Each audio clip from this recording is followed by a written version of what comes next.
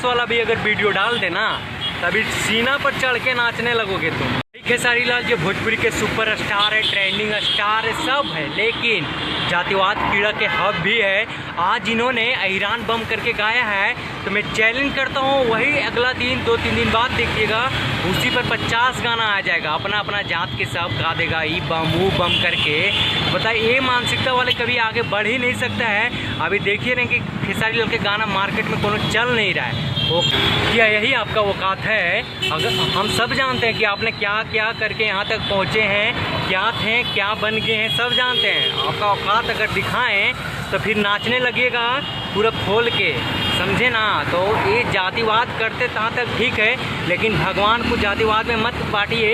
इस सावन का पवित्र महीना चल रहा है, बोलने को तो बहुत कुछ कर रहा है, मुँह से कुछ गाली उली निकल जाएगा, लेकिन क्या करें।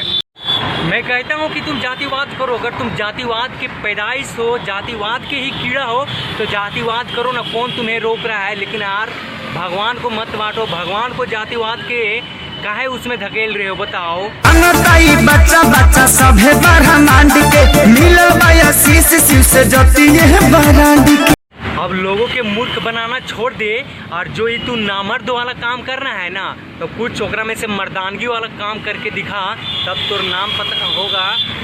और हाँ, खास बात ये है कि खेसारी लाल के अभी कोई भी गाना मार्केट में चल नहीं रहा है, कोई उतना प्रभाव नहीं रहा है, और उसी में से इन्होंने बहुत सोच समझ के एक जातिवाद का कीड़ा यानी जातिवाद का जहर वाला गाना लाया है, ताकि इनका गाना चले, फिर से ट्रेंडिंग में आए, इनका नाम ट्रेंडिंग में जाए।